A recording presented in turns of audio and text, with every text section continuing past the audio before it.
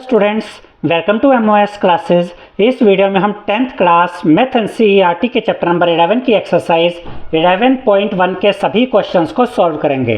अब यहाँ पर देखिए हमसे क्या कहा गया है, unless stated otherwise use pi is equal to 22/7, यानी कि हमें पाई की वैल्यू यूज़ करनी है 22/7 जब तक कि हमें पाई की दूसरी वैल्यू यूज़ करने के लिए नहीं कहा जाता। पाई की दूसरी वैल्यू क्या होती है, मैंने इस चैप्टर की बेसिक वीडियो में आपको बताया था। पाई की एक वैल्यू 3.14 भी हम यूज़ करते हैं। तो इसका मतलब ये है कि अगर किसी क्वेश्चन में लिखा हुआ है कि पाई की वैल्यू 3.14 यूज़ कीजिए, तब तो आप पाई की ये वैल्यू यूज़ करेंगे 3.14। लेकिन अगर उस क्वेश्चन में कुछ मेंशन नहीं किया पाई की वैल्यू के बारे में, तो फिर सिंपली आप पाई की वैल्यू 22/7 ही लेंगे। क्वेश्चन नंबर 1 में देखिए हमसे क्या कहा गया है, find the area of a sector of a circle with radius 6 centimetre if angle of the sector is 60 degree. तो यहाँ पर ये एक सर्कल है और इस सर्कल में आप देख सकते हैं ये एक सेक्टर बना हुआ है। देखिए सेक्टर, जैसा कि मैंने बेसिक वीडियो में आपको ये सारी चीज़ें समझाई थी, सेक्टर क्या होता है, सेगमेंट क्या होता है, सेक्टर का एरिया कैसे निकालते हैं, सेगमेंट का एरिया कैसे निकालते हैं, ये सब मैंने बेसिक वीडियो में आपको ये सारे फार्मूलाज बताए थे। तो वही फार्मूलाज यहाँ पर यूज़ करेंगे। जैसे कि 2 रेडियस हो गई और ये आर्क के एंड पॉइंट्स हो गए, और जैसा मैंने आपको बताया था ये आर्क है और इसके इन 2 एंड पॉइंट्स को अगर आप सेंटर से मिलाते हैं, यानी ये 2 रेडियस हो गई, तो ये वाला पार्ट आपका क्या होता है, सेक्टर होता है। तो हमें इस सेक्टर का एरिया फाइंड करना है और इसका एंगल, इसका थीटा कितना दिया गया है, 60 डिग्री। यहाँ कहा गया है ना, if angle of the sector is 60 degree और रेडियस है 6 सेंटीमीटर। ये तो रेडियस आपकी कितनी हो गई, 6 सेंटीमीटर।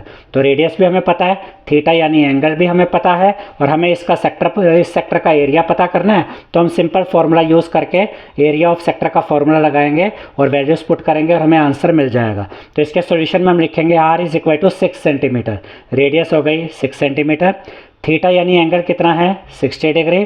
तो यहाँ पर हम लिखेंगे एरिया ऑफ सेक्टर का formula, area of sector is equal to theta upon 360 into pi are square.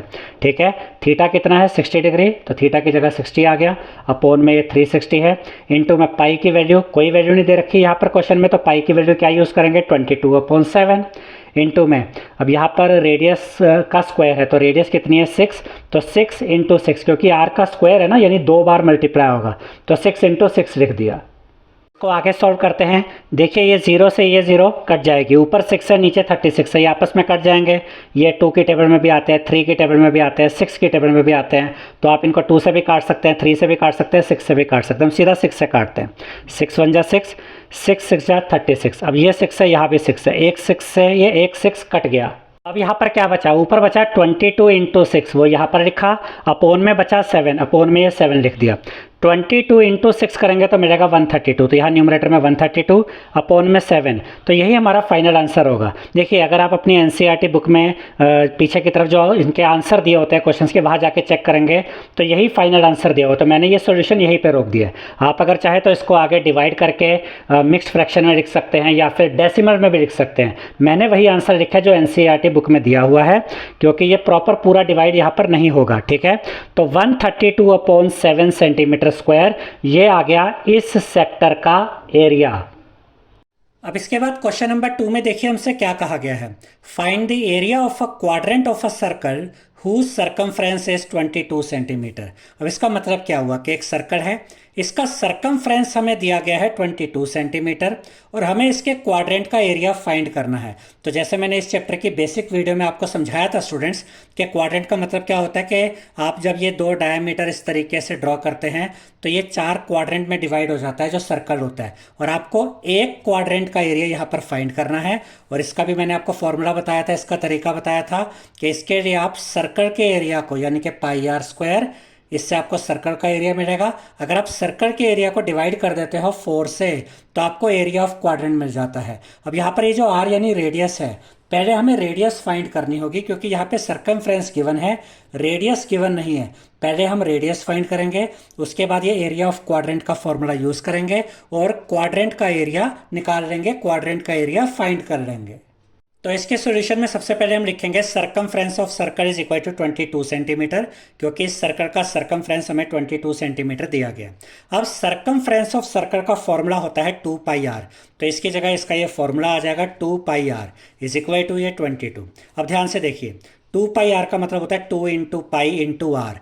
तो 2 यहाँ अपनी जगह पे, इंटू में पाई की वैल्यू 22/7, इंटू में आर यहाँ पर एज इट इज़, क्योंकि पहले आर निकालना है हमें, इज इक्वल टू ये 22। अब देखिए आर यानी रेडियस को हम यहीं पे रखेंगे, इज इक्वल टू का साइन, 22 अपनी जगह पे, ये 2 यहाँ पर ऊपर मल्टीप्लाई में था, इधर आके डिवाइड में आ जाएगा। ये 22/7 है, ये इधर आएगा तो इसका रेसिप्रोकल हो जाएगा, 7 ऊपर आ जाएगा, 22 नीचे आ जाएगा। ठीक है, अब आगे देखिए, ये 22 से 22 कट जाएगा, तो यहाँ पर 7 इंटू 1, ऊपर तो 7 आएगा, अपॉन में क्या बचा, 2 बचा। तो रेडियस कितनी आ गई इस सर्कल की, रेडियस इज इक्वल टू आ गई 7/2 सेंटीमीटर। अब रेडियस हमें मिल गई। अब हमें एरिया ऑफ क्वाड्रेंट निकालना है, तो एरिया ऑफ क्वाड्रेंट का फॉर्मूला लिखते हैं। Area of quadrant is equal to 1/4 pi are square, यानी सर्कल के एरिया को हम 4 से डिवाइड कर देंगे तो हमें एरिया ऑफ क्वाड्रेंट मिल जाएगा। अब देखिए 1/4 इंटू में पाई की वैल्यू 22/7 इंटू में आर का स्क्वायर है, रेडियस कितनी है 7/2, उसका स्क्वायर है, यानी 2 बार लिखेंगे, 7/2 इंटू 7/2। अब देखिए स्टूडेंट्स, ये 7 से ये 7 हम काट सकते हैं, उसके अलावा ये 2 1 जा 2, और यहाँ देखिए 2 1 जा 2, 2 1 जा 2, यानी ये 22 और 2 ये आपस में सॉल्व हो गए। यहाँ पर हमें मिल गया ये 11। अब यहाँ पर ऊपर क्या बचा, 11 इंटू 7, 11 इंटू 7 करेंगे तो आपको मिलेगा 77, तो ऊपर तो आप 77 लिखेंगे। अपोन में क्या बचा, 4 इंटू 2 यानी कि 8, तो अपोन में 8 आ जाएगा। तो यही हमारा फाइनल आंसर होगा। एरिया ऑफ क्वाड्रेंट हमें जो निकालना था वो मिल गया है 77/8 सेंटीमीटर स्क्वायर, और आपकी जो NCERT बुक है उसमें यही आंसर दिया गया है। तो मैंने ये सॉल्यूशन यहीं पे रोक दिया, यही हमारा फाइनल आंसर है। अगर आप चाहें तो इसको डेसिमल में अगर आप निकालना चाहें तो डेसिमल में भी निकाल सकते हैं। अब इसके बाद क्वेश्चन नंबर 3 में देखिए हमसे क्या कहा गया है। The length of the minute hand of a clock is 14 centimetre. यहाँ पर जैसे कि एक क्लॉक बनाई गई है, इसमें जो मिनट हैंड है उसकी लेंथ हमें दी गई है 14 सेंटीमीटर। तो अगर हम ये मान लें कि मिनट हैंड इस टाइम यहाँ पर है, ठीक है, तो ये इसकी लेंथ कितनी है मिनट हैंड की है 14 सेंटीमीटर। तो ये आपके लिए यहाँ पर ये रेडियस मिल गया, यानी जो मिनट हैंड है यही आपका रेडियस है 14 सेंटीमीटर, क्योंकि ये सर्कल का रेडियस भी है। अब इसके बाद क्या कहा गया देखिए, find the area swept by the minute hand in 5 minutes. यानी अगर ये मिनट हैंड अभी यहाँ पर है तो 5 मिनट्स के बाद ये यहाँ पर होगी, यहाँ आते आते 5 मिनट्स हो जाएंगे। तो अब ये मिनट हैंड आ गया यहाँ पे, ठीक है। अब हमसे ये पूछा गया है कि इस मिनट हैंड ने 5 मिनट्स में जो एरिया कवर किया है वो एरिया हमें बताना है। तो यहाँ पर आप देख सकते हैं कि ये एरिया हमें बताना है, दूसरे शब्दों में कहें तो हमें सेक्टर का एरिया बताना है, क्योंकि ये सेक्टर बन रहा है, ठीक है।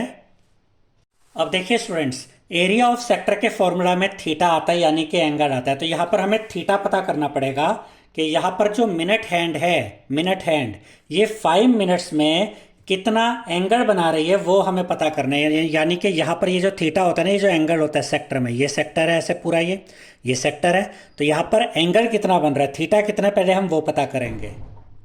और इस चैप्टर की बेसिक वीडियो में मैंने आपको ये समझाया था कि जो आर हैंड होता है, जो आर वाली जो सुई होती है वो 1 मिनट में कितना एंगल बनाती है ये हम कैसे फाइंड करते हैं, और जो मिनट हैंड होता है, जो मिनट वाली सुई होती है वो 1 मिनट में कितना एंगल बनाती है ये हम कैसे फाइंड करते हैं, ये सब मैंने आपको बेसिक वीडियो में समझाया था।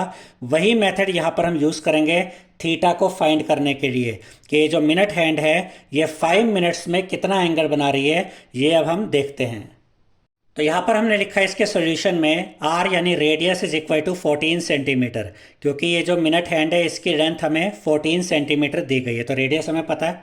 अब देखिए, angle swept in 1 hour is equal to 360 degree. Basic video में भी मैंने आपको ये समझाया था कि जो मिनट हैंड होता है वो 1 आवर में, यानी कि 1 घंटे में ही पूरा सर्कल कंप्लीट कर लेता है। तो जो मिनट हैंड होता है वो 1 आवर में 360 डिग्री का एंगल बनाता है, और 1 आवर को हम 60 मिनट्स भी लिख सकते हैं। तो इसी चीज़ को हम यहाँ ऐसे लिखेंगे, angle swept in 60 minutes is equal to 360 degree. यानी जो मिनट हैंड होती है ये 60 मिनट्स में 360 डिग्री का एंगल बनाती है। अगर ये 60 मिनट्स में 360 डिग्री का एंगल बनाती है तो ये जो मिनट हैंड है ये 1 मिनट में कितना डिग्री का एंगल बनाएगी। Angle swept in 1 minute is equal to, तो ये 60 यहाँ पर नीचे डिवाइड में आ जाएगा। इसको सॉल्व करते हैं, 0 से 0 कट जाएगा, ऊपर 36 है नीचे 6 है, इसको सॉल्व किया जा सकता है। तो ये दोनों 6 के टेबल में आते हैं, 6 से काट दीजिए, 6 1 जा 6, 6 6 जा 36, कितना मिला 6 डिग्री। यानी कि जो मिनट हैंड होता है ये 1 मिनट में 6 डिग्री का एंगल बनाता है। मिनट हैंड 1 मिनट में 6 डिग्री का एंगल बना रहा है तो 5 मिनट्स में कितने डिग्री का एंगल बनाएगा। सिंपली आप क्या करेंगे, इसको 5 से मल्टीप्लाई कर देंगे। तो यहाँ हम लिखेंगे angle swept in 5 minutes is equal to 6 degree into 5 यानी कि 30 डिग्री। तो यहाँ पर जो थीटा है ना वो थीटा हमें मिल गया 30 डिग्री, कि जो मिनट हैंड है ये 5 मिनट्स में जो एंगल बनाती है वो एंगल वो थीटा है 30 डिग्री। अब हम पता करते हैं कि 5 मिनट्स में ये जो मिनट हैंड है इसने कितना एरिया कवर किया, यानी कि ये सेक्टर का एरिया हमें पता करना है। ठीक है, तो यहां पर हम लिखेंगे area swept by the minute hand in 5 minutes, यानी कि ये जो मिनट हैंड है ये 5 मिनट्स में कितना एरिया कवर करती है। उसके लिए हम क्या करेंगे, हम एरिया ऑफ सेक्टर निकालेंगे। तो area swept by the minute hand in 5 minutes is equal to area of sector. Area of sector निकाल लीजिए, आपको पता चल जाएगा कि 5 मिनट में इस मिनट हैंड ने कितना एरिया कवर किया है। तो एरिया ऑफ सेक्टर का फॉर्मूला यहाँ पर हम लिखेंगे theta upon 360 into pi are square.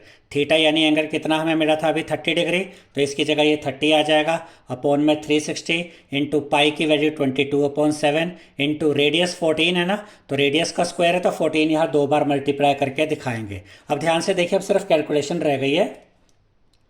देखिए स्टूडेंट्स, ये 0 से ये 0 कट जाएगी। अब यहाँ पर 3 है, यहाँ पर 36 है, ये आपस में सॉल्व हो सकता है। ये दोनों 3 के टेबल में आते हैं तो 3 से काटेंगे, 3 1 जा 3 और यहाँ देखिए 3 1 जा 3 और ये 6 है, 3 2 जा 6, तो क्या मिला 1/12। अब आगे की कैलकुलेशन देखते हैं। देखिए यहाँ पर ये 14 है, ये 7 है, ये भी तो आपस में कट सकते हैं, 7 1 जा 7, 7 2 जा 14। अब आगे देखते हैं, ये 22 और ये 12, ये भी आपस में कर सकते हैं, 2 के टेबल में आते हैं, 2 से काटते हैं, 2 6 जा 12 और 2 11 जा 22। अब यहाँ पर ये 2 है, ये 6 है, ये भी आपस में कर सकते हैं, 2 1 जा 2, 2 3 जा 6। तो यहाँ पर कैलकुलेशन आप अलग अलग तरीके से कर सकते हैं, मैंने जैसे की है वो आप इसको भी देख सकते हैं, आप अपने तरीके से भी कैलकुलेशन कर सकते हैं। अब देखिए यहाँ क्या बचा, यहाँ ऊपर बचा एक तो ये 11 इंटू में 14, तो यहाँ पर हमने लिखा 11 इंटू 14, अपोन में बचा सिर्फ ये 3, तो अपोन में ये 3 आ गया। 11 इंटू 14 करेंगे तो मिलेगा 154 अपोन में 3। तो आपकी जो एनसीईआरटी बुक है उसमें यही आंसर दिया गया, तो मैंने भी यही आंसर यहाँ पर दिखाया है। आप अगर चाहें तो इसको आगे डेसिमल फॉर्म में भी दिखा सकते हैं।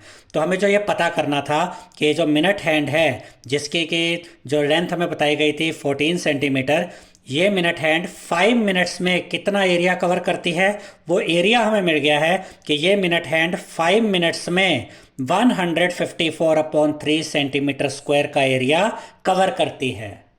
अब इसके बाद क्वेश्चन नंबर 4 में देखिए क्या कहा गया है।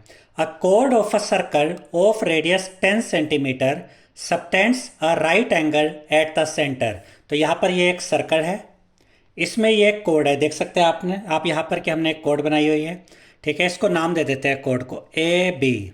और हमें यह भी बताया गया कि जो सर्कल है ना इसकी रेडियस है 10 सेंटीमीटर। ठीक है, और ये जो कोड है ये सेंटर पे कौन सा एंगल बना रही है, राइट एंगल, यानी कि 90 डिग्री का एंगल।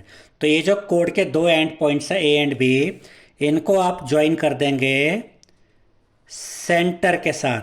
ये पहले हमने इसको ज्वाइन किया A के साथ और साथ ही सेंटर को ज्वाइन किया B के साथ। सेंटर को यहाँ पर नाम दे देते हैं O। और ये जो कोड है इसने सेंटर पे जो एंगल बनाया वो एंगल है राइट एंगल, यानी कि 90 डिग्री का एंगल। अब हमें यहाँ पर 2 चीज़ें फाइंड करनी है, जैसा कि यहाँ पर लिखा है find the area of the corresponding first part minor segment, यानी कि एक तो यहाँ पर हमें माइनर सेगमेंट का एरिया फाइंड करना है, सेकंड पार्ट मेजर सेक्टर, यानी कि हमें मेजर सेक्टर का एरिया भी फाइंड करना है। और हमें कहा गया है कि पाई की वैल्यू हमें यूज़ करनी है 3.14। तो यहाँ पर इसके सॉल्यूशन में हम लिखेंगे R यानी रेडियस 10 सेंटीमीटर। ये जो रेडियस हमें दी गई है ये 10 सेंटीमीटर दी गई है ना, तो ये यहाँ पर हमने मेंशन कर दिया, रेडियस 10 सेंटीमीटर है। थीटा यानी एंगल कितना बन रहा है 90 डिग्री, वो भी यहाँ पर हमने लिख दिया। अब हमें पता करना है माइनर सेगमेंट। तो जैसा कि इस चैप्टर की बेसिक वीडियो में मैंने आपको समझाया था स्टूडेंट्स, कि अगर ये एक सर्कल है और इसमें ये एक कोड है, तो ये जो कोड होती है ये इस सर्कल को दो सेगमेंट्स में डिवाइड कर देती है। ये वाला जो पार्ट आप देख रहे हैं ये हो जाएगा माइनर सेगमेंट, और ये बड़े वाला पार्ट हो जाएगा मेजर सेगमेंट। और इस पार्ट में यानी इस क्वेश्चन में हमें यहाँ पर माइनर सेगमेंट का एरिया निकालना है। और इसके लिए मैंने आपको क्या तरीका बताया था कि आप ये सेक्टर का एरिया निकालेंगे। ये यहाँ से यहाँ तक ये पूरा क्या है, ये सेक्टर बन रहा है, ये सेक्टर का एरिया आप निकालेंगे और उसमें से माइनस कर देंगे ये ट्रायंगल का एरिया। तो क्या बचेगा, ये माइनर सेगमेंट का एरिया आ जाएगा। तो वही चीज़ यहाँ पर हमने लिखी है, एरिया ऑफ माइनर सेगमेंट, यानी कि ये वाला जो एरिया है is equal to area of sector minus area of triangle A O B. इसके लिए यानी माइनर सेगमेंट का एरिया निकालने के लिए हम ये पूरा सेक्टर का एरिया निकालेंगे और उसमें से ये ट्रायंगल का एरिया माइनस कर देंगे, तो हमें मिल जाएगा माइनर सेगमेंट का एरिया। अब इसके बाद देखिए, एरिया ऑफ सेक्टर का फॉर्मूला हम यहाँ पर लिखेंगे theta upon 360 into pi are square, minus का साइन। एरिया ऑफ ट्रायंगल का फॉर्मूला यहाँ लिखेंगे 1/2 इंटू बेस इंटू हाइट। अब यहाँ पर ये राइट एंगल ट्रायंगल है, तो इसमें ये 90 डिग्री यहाँ बन रहा है, तो ये तो हाइपोटेन्यूस हो गया। अब बेस और हाइट आप यहाँ से ले सकते हैं, दोनों ही 10 सेंटीमीटर है, तो बेस भी 10 सेंटीमीटर रहेगा, हाइट भी 10 सेंटीमीटर रहेगी। अब यहाँ पर हम वैल्यूज पुट करते हैं, तो थीटा कितना है, थीटा यानी एंगल 90 डिग्री वो लिखा, अपॉन में 360 इंटू पाई की वैल्यू हमें यहाँ पर दी गई है 3.14 यूज़ करनी है, तो पाई की जगह 3.14 आ गया। फिर यहाँ ये इंटू का साइन, रेडियस का स्क्वायर है यानी रेडियस दो बार आएगा, रेडियस है 10 सेंटीमीटर तो 10 इंटू 10। फिर ये माइनस का साइन, हाफ इंटू बेस और हाइट दोनों ही 10 सेंटीमीटर है इस राइट एंगल ट्रायंगल में, तो दोनों की जगह हमने ये 10 लिख दिया। अब यहाँ पर कैलकुलेशन देखते हैं, ये 0 से ये 0 कट जाएगी, 9 और 36 आप सॉल्व कर सकते हैं, 9 1 जा 9, 9 4 जा 36, तो यहाँ क्या बचा 1/4 इंटू में यहाँ से हम डेसिमल हटा देंगे, दो डिजिट के बाद, राइट से दो डिजिट के बाद डेसिमल है, डेसिमल हटाया तो ऊपर है 314 314, अपोन में 2 0 आ गई यानी कि 100, क्योंकि राइट से दो डिजिट के बाद डेसिमल था, तो डेसिमल हटाया तो मिल गया 314 अपोन में 100, इंटू में 10 इंटू 10 यहाँ पर एज इट इज़ है, माइनस का साइन। अब ध्यान से देखिए, ये 2 1 जा 2 और 2 5 जा 10, ये कट गया, 10 इंटू 5 50, तो -50 यहाँ पर आ गया। अब देखिए स्टूडेंट्स, ये इस 0 से ये 0 कट जाएगी, इस 0 से ये 0 कट जाएगी। अब 314 इंटू 1 किया, 314 अपोन में ये 4 आ गया, -50 ये लिख दिया। अब यहाँ अपोन में 4 है, यहाँ अपोन में कुछ नहीं है मतलब 1 है। अब 4 और 1 का एलसीएम लेंगे तो मिलेगा 4। अब इस एलसीएम 4 को इस डिनोमिनेटर 4 से डिवाइड कीजिए, 4 को 4 से डिवाइड किया 1 इंटू ये न्यूमरेटर से मल्टीप्लाई कर दीजिए, 1 इंटू 314 करेंगे तो 314 आ जाएगा, माइनस का साइन। 4 को डिवाइड किया 1 से 4 आ गया, 4 इंटू 50 किया 200 आ गया, जैसे हम नॉर्मली एलसीएम लेते हैं और सॉल्व करते हैं। अब देखिए 314 में से माइनस करेंगे 200 को तो मिलेगा 114, और अपोन में ये 4 है। अब इसको सॉल्व करते हैं तो देखिए क्या आएगा, ये दोनों नंबर्स को हम पहले 2 से काटते हैं, 2 2 जा 4, और यहाँ देखिए 2 5 जा 10, 11 में से 10 गया, 1 बचा, 1 and 4 14, 2 7 जा 14। अब 57 को 2 से डिवाइड कीजिए, 2 1 जा 2, और यहाँ देखिए 2 2 जा 4, अब 5 में से 4 गया, 1 बचा, 1 and 7 17, 2 8 जा 16, 2 8 जा कितना हो गया 16, 17 में से 16 गया, 1 बचा, यहाँ डेसिमल आ गया, 1 के आगे 0 आ जाएगा, तो 2 5 जा 10, क्योंकि वो 10 बन गया ना। आप चाहे तो इस तरीके से भी ये डिवीजन करके देख सकते हैं, 57/2 ऐसे भी डिवाइड करेंगे तब भी 28.5 आएगा, तो यहाँ पर आप लिखेंगे 28.5 सेंटीमीटर स्क्वायर। तो ये जो इस क्वेश्चन में फर्स्ट पार्ट था ना कि हमें माइनर सेगमेंट का एरिया पता करना था, ये माइनर सेगमेंट का एरिया हमने फाइंड कर लिया है, और ये कितना आया है 28.5 सेंटीमीटर स्क्वायर। अब हम इसका सेकंड पार्ट देखेंगे जिसमें कि हमें मेजर सेक्टर का एरिया निकालना है। और जैसा कि मैंने इस चैप्टर की बेसिक वीडियो में आपको समझाया था कि मेजर सेक्टर का एरिया निकालने का तरीका भी वही होता है जो कि माइनर सेक्टर का होता है, यानी फॉर्मूला सेम है, theta upon 360 into pi are square.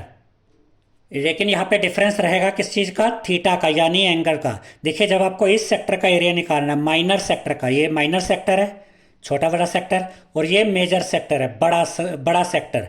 जब माइनर सेक्टर का एरिया निकालना था तो थीटा यूज़ किया 90। और जैसा मैंने बेसिक वीडियो में समझाया था कि जब मेजर सेक्टर का एरिया निकालना है तो आपको ये वाला एंगल चाहिए, ये वाला एंगल।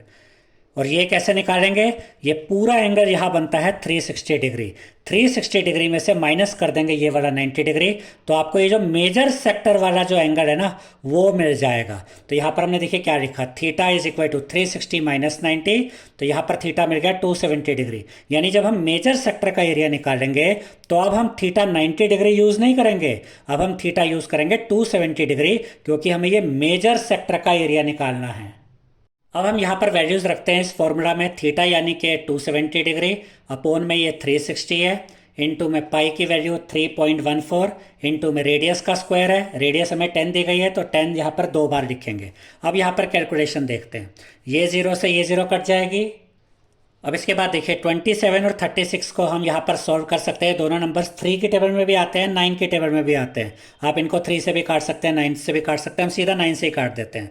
9 3 जा 27, 9 4 जा 36, तो क्या मिल गया 3 अपॉन में 4, इंटू में यहाँ से डेसिमल हटा देंगे तो ये बन जाएगा 314 अपॉन में 100, इंटू में 10 इंटू 10 है। 1 0 से 1 0 कटी, 1 0 से 1 0 कटी। 314 को मल्टीप्लाई करेंगे 3 से तो आपको मिलेगा 942, अपोन में ये 4 आ जाएगा। अब 942 को आप जब डिवाइड करेंगे 4 से तो आपको मिलेगा 235.5 सेंटीमीटर स्क्वायर। तो ये जो मेजर सेक्टर का एरिया हमें निकालना था ना, ये मेजर सेक्टर का एरिया ये हमें मिल गया है 235.5 सेंटीमीटर स्क्वायर। अब इसके बाद क्वेश्चन नंबर 5 में देखिए हमसे क्या कहा गया है। In a circle of radius 21 centimetre an arc subtends an angle of 60 degree at the centre, find, first part में है the length of the arc. तो इसका मतलब क्या हुआ, देखिए ये एक सर्कल है जिसकी रेडियस हमें कितनी दी गई है 21 सेंटीमीटर। तो ये दो रेडियस आप देख सकते हैं, ठीक है। और इसके अलावा ये कहा गया कि जो आर्क है वो सेंटर पे 60 डिग्री का एंगल बना रही है। तो ये आर्क हो गई, ये आर्क है जो कि इस तरीके से सेंटर पे 60 डिग्री का एंगल बना रही है। और इस क्वेश्चन के फर्स्ट पार्ट में हमें आर्क की लेंथ फाइंड करनी है, यानी ये जो आर्क है इसकी लेंथ फाइंड करनी है।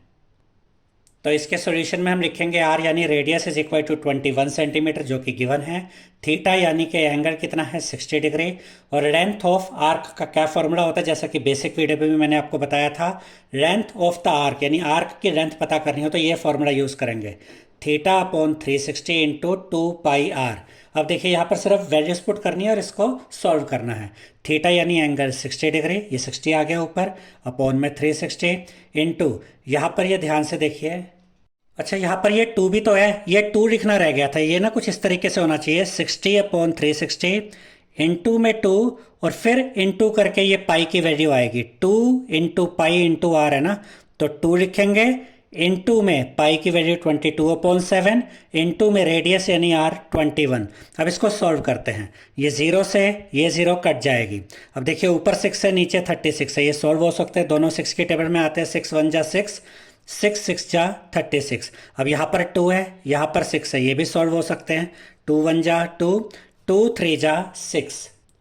अब इसके बाद देखिए ये 3 है ये 21 है, ये भी कट जाएंगे, 3 1 जा 3, 3 7 जा 21।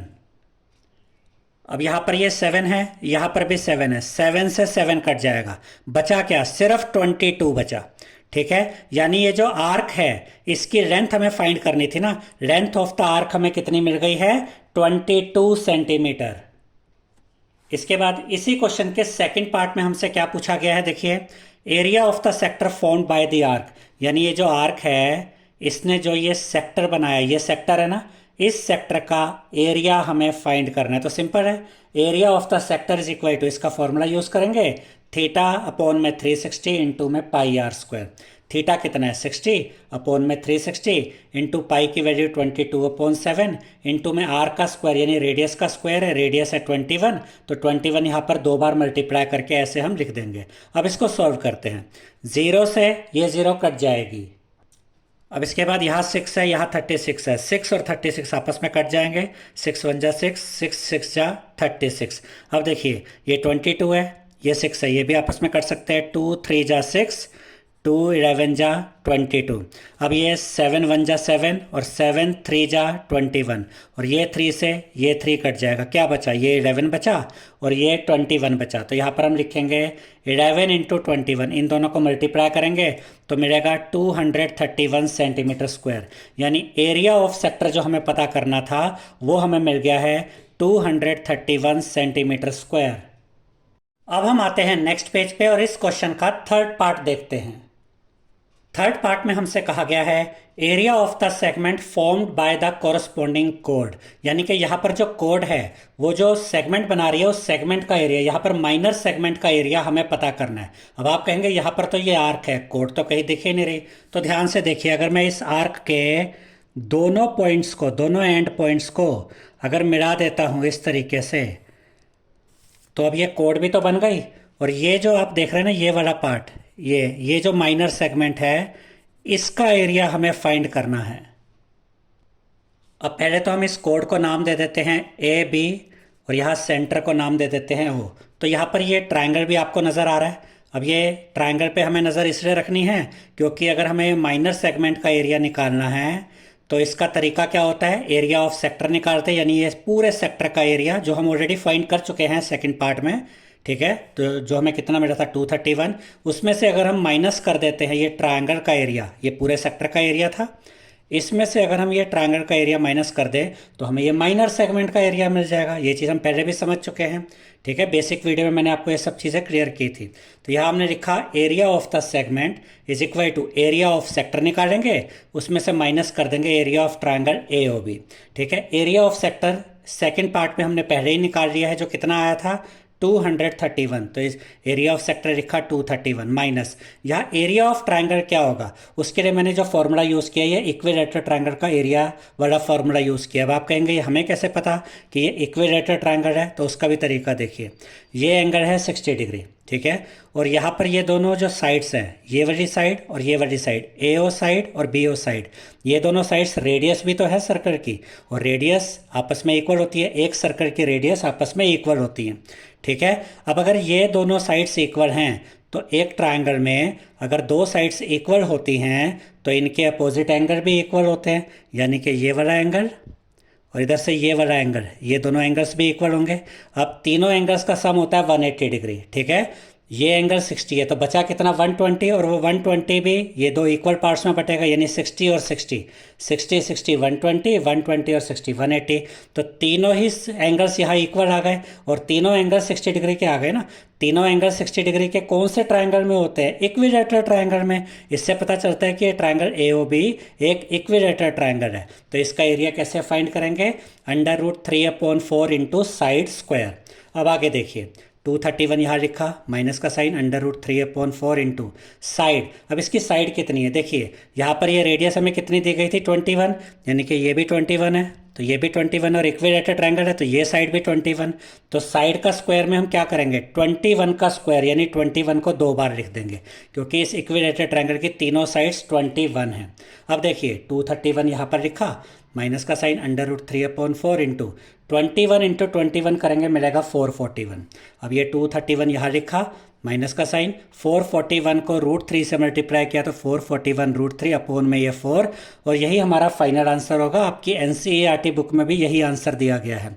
यानी एरिया ऑफ सेगमेंट जो हमें पता करना था वो एरिया ऑफ सेगमेंट हमें मिल गया है 231 माइनस 441 √3 अपॉन में 4 सेंटीमीटर स्क्वायर।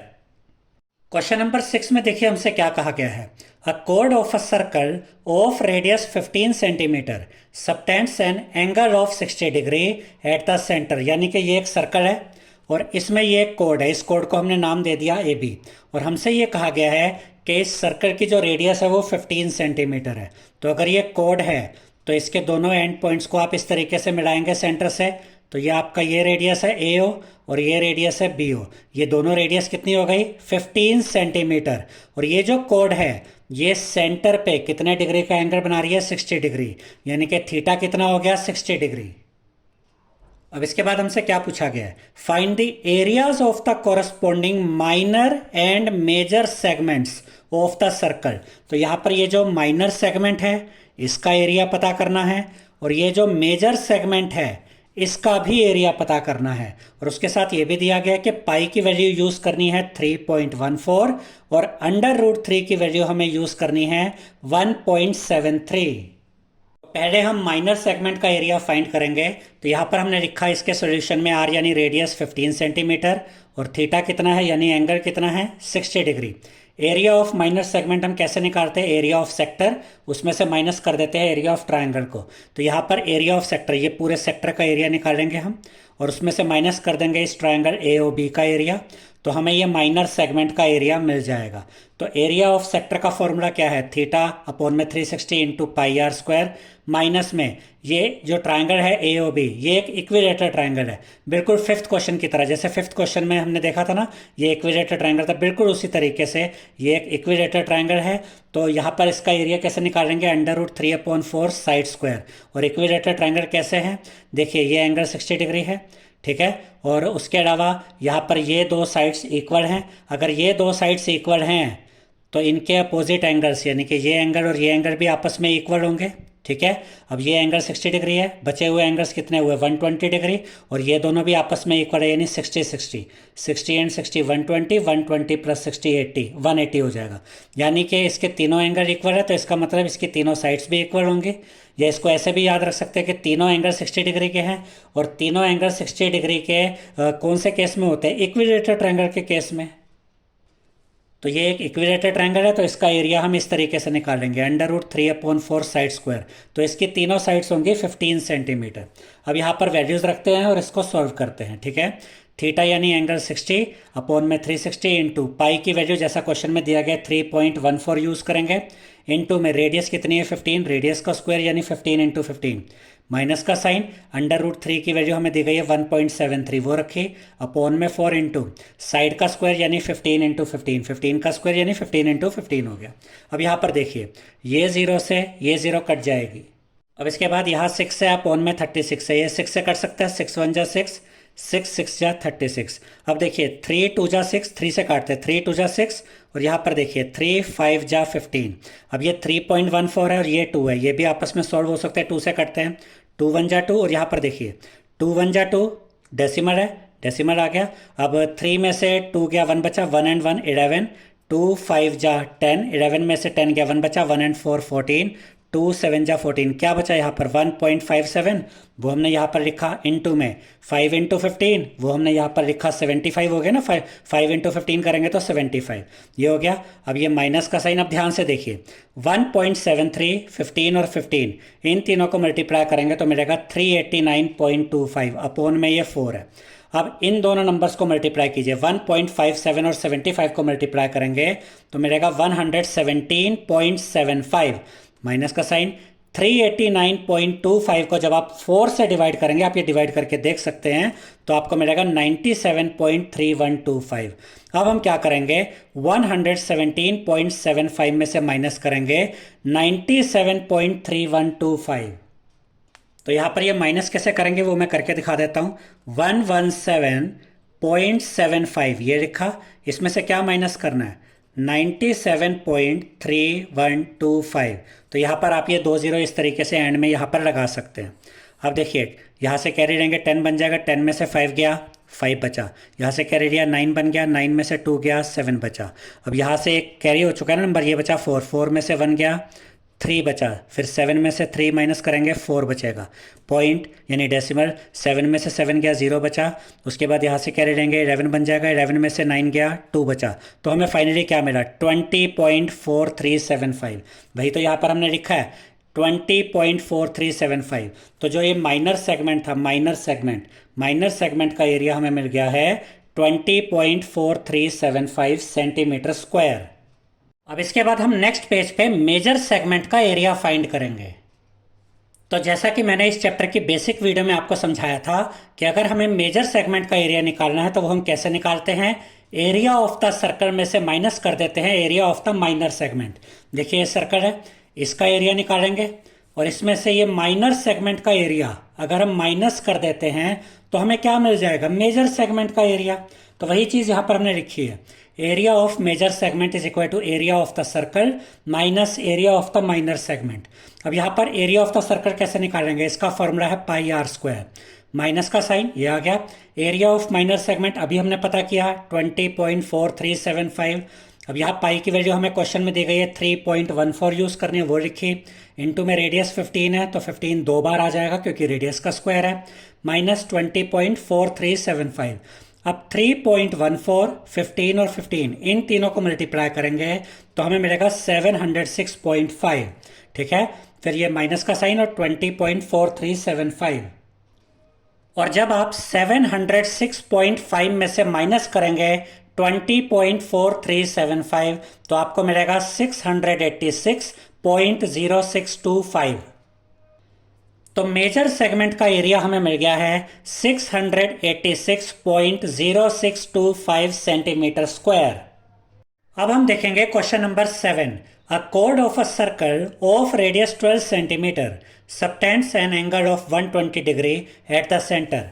देखिए ये एक सर्कल है, इसमें ये एक कोड है, कोड को हमने नाम दे दिया ए बी। ठीक है, रेडियस दी गई है 12 सेंटीमीटर, ए ओ बी ओ ये रेडियस हो गई, दोनों 12 सेंटीमीटर है।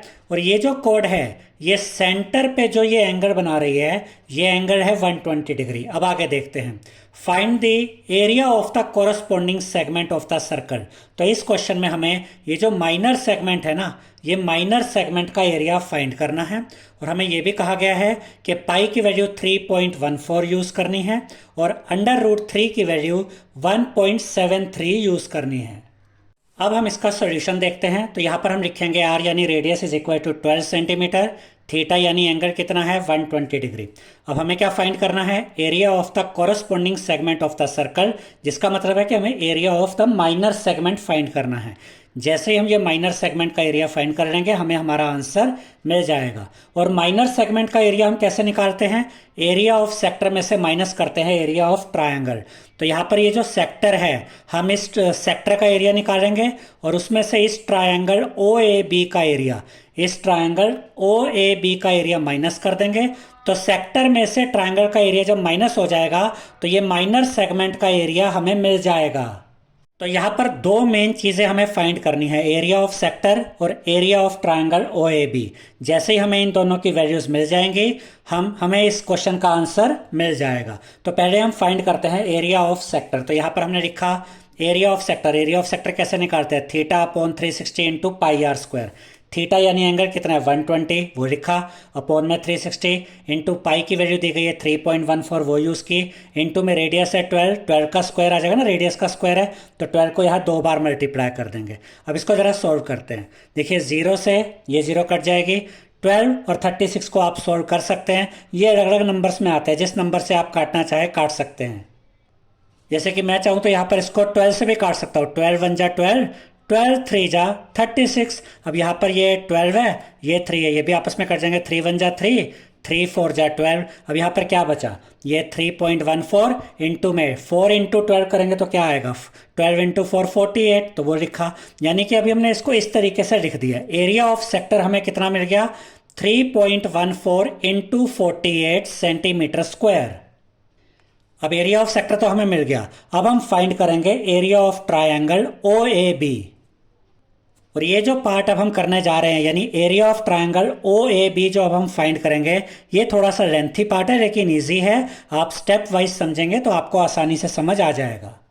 तो अब हम आते हैं नेक्स्ट पेज पे। अब देखिए स्टूडेंट्स, ये वो ट्रायंगल है, ट्रायंगल ओ ए बी। अब अगर मुझे इस ट्रायंगल का एरिया पता करना है तो मुझे बेस भी चाहिए और हाइट भी चाहिए। फिलहाल ना हमारे पास बेस है ना हाइट है, तो सबसे पहले हम इस ट्रायंगल का बेस और इसकी हाइट पता करेंगे। उसके लिए हम क्या करेंगे, देखिए यहाँ पर क्या लिखा है, for area of triangle O A B draw O M perpendicular to A B. यानी कि अगर मुझे इस ट्रायंगल का एरिया पता करना है तो मैं यहाँ से एक परपेंडिकुलर ड्रॉ करूँगा ओ एम, किसके ऊपर, ए बी के ऊपर। यहाँ पर आप देख सकते हैं मैंने ये परपेंडिकुलर ड्रॉ कर दिया है ओ एम किसके ऊपर, ए बी के ऊपर, तो ये 90 डिग्री का एंगल भी दिखा दिया। अच्छा यहाँ पे आपको ये भी ध्यान रखना है कि ये वाला जो एंगल हमें दिया हुआ है क्वेश्चन में, एंगल ये ए ओ बी, ये 120 डिग्री दिया हुआ है। अब यहाँ पर जब मैंने ये परपेंडिकुलर ड्रॉ कर दिया तो अब यहाँ पर आपको दो ट्रायंगल्स नज़र आएंगे, एक ये ओ ए एम और एक ये ओ बी एम। अब हमारा अगला स्टेप होगा कि हम इन दोनों ट्रायंगल्स को कॉन्ग्रुएंट प्रूव करेंगे। तो यहाँ पर देखिए हमने क्या लिखा, in triangle O A M and triangle O B M. O A M ये लेफ्ट साइड वाला ये ट्रायंगल, और ओ बी एम ये राइट वाला ये वाला ट्रायंगल। ठीक है, इन दोनों ट्रायंगल्स को अब हमें कॉन्ग्रुएंट प्रूव करना है। ठीक है, इसको मैं यहाँ पे रख लेता हूँ। तो पहली चीज क्या इक्वल आएगी इन दोनों में, देखिए angle O M A is equal to angle O M B, दोनों ही 90 डिग्री के। देखिए ओ एम ए ये वाला एंगल, यानी ये जो मैंने लिखा ना एंगल ओ एम ए, इसका मतलब है ये वाला एंगल। ठीक है, और इस वाले ट्रायंगल में एंगल ओ एम बी, यहां से ये वाला एंगल ओ एम बी, ये भी 90 डिग्री ये भी 90 डिग्री, ये दोनों एंगल्स इक्वल आ गए। रीजन लिख दिया ईच ऑफ 90 डिग्री। उसके बाद O A is equal to O B, radii of the same circle. इस ट्रायंगल की ये वाली साइड ओ ए, ठीक है ये देख रहे हैं, और ओ बी इस ट्रायंगल की ये वाली साइड, ये भी आपस में इक्वल है क्योंकि ट्रायंगल्स की ये जो साइड्स हैं ये इस सर्कल की रेडियस भी तो है, रेडियाई भी तो है। तो ओ ए और ओ बी ये भी आपस में इक्वल है, वो हमने लिखा O A is equal to O B radii of the same circle. अब इसके अलावा और क्या चीज़ हमें यहाँ पर इक्वल नज़र आ रही है, ओ एम कॉमन है, दोनों ट्रायंगल्स में है ओ एम। ठीक है, तो हमने क्या लिखा, O M is equal to O M common. अब यहाँ पर ये दोनों ट्रायंगल्स कॉन्ग्रुएंट प्रूव हो गए हैं आर एच एस के द्वारा। कैसे, मैं अभी आपको समझाता हूँ। Triangle O A M is congruent to triangle O B M by R H S. कैसे, सबसे पहले तो इन दोनों ट्रायंगल्स में ये राइट एंगल इक्वल है, ये हमने देखा था ना 90 डिग्री का एंगल इक्वल है। उसके अलावा दोनों में जो हाइपोटेन्यूस है वो भी इक्वल है, इसका हाइपोटेन्यूस और इसका हाइपोटेन्यूस वो भी हमने यहाँ पर देखा था, दोनों इक्वल आए थे। और उसके अलावा एक साइड भी दोनों की इक्वल है, ये साइड दोनों में कॉमन थी ना, तो राइट एंगल यानी कि आर, फिर उसके बाद हाइपोटेन्यूस यानी कि एच, और एक साइड भी इक्वल आ गई, यानी आर एच एस से राइट एंगल हाइपोटेन्यूस साइड से ये दोनों ट्रायंगल्स कॉन्ग्रुएंट प्रूव हो गए हैं। अब देखिए स्टूडेंट्स, अगर ट्रायंगल ओ ए एम और triangle O B M congruent है, यानी कि ट्रायंगल ओ ए एम और ट्रायंगल ओ बी एम अगर ये दोनों ट्रायंगल्स कॉन्ग्रुएंट है, तो इन दोनों ट्रायंगल्स की कॉरस्पॉन्डिंग साइड्स और इनके कॉरस्पॉन्डिंग एंगल्स आपस में इक्वल होंगे बाय सीपीसीटी। तो यहाँ पर मैंने क्या लिखा, इस ट्रायंगल में से ए एम साइड और इस ट्रायंगल में से बी एम साइड आपस में इक्वल है बाय सीपीसीटी, यानी by corresponding parts of congruent triangle. इस ट्रायंगल की ए एम साइड और इस ट्रायंगल की बी एम साइड, ये दोनों साइड्स इक्वल आ गई। अब इस बात का क्या महत्व है वो मैं अभी आपको बताऊंगा कि ये दोनों जो इक्वल हमें मिले हैं, इससे हमें फाइनली क्या हेल्प मिलने वाली है, कैसे हमारा क्वेश्चन सॉल्व होगा। देखिए अगर ए एम और बी एम आपस में इक्वल हैं, इसका मतलब ये जो ए बी है ये ए एम का डबल होगा। अगर मुझे ए एम पता चल जाए, जो भी हम फाइंड करेंगे, अगर मुझे ए एम की लेंथ मिल जाए तो ए बी इसका डबल होगा। तो पहले मैं ए एम की लेंथ पता करूंगा और ए बी फाइंड करने के लिए इसका डबल कर दूंगा, तो मुझे इस ट्रायंगल ओ ए बी का बेस मिल जाएगा। तो ये जो लाइन हमें मिली है ना, ये जो चीज़ हमें मिली है A M is equal to B M, A M is equal to B M, इससे हमें ये पूरा बेस मिलने वाला है अभी। अब इसके बाद अगला स्टेप, अगर ये दोनों ट्रायंगल्स कॉन्ग्रुएंट है तो ये दोनों कॉरस्पॉन्डिंग एंगल्स भी आपस में इक्वल होंगे, यानी कि एंगल ए ओ एम ये एंगल और इधर से एंगल बी ओ एम ये एंगल्स भी आपस में इक्वल होंगे।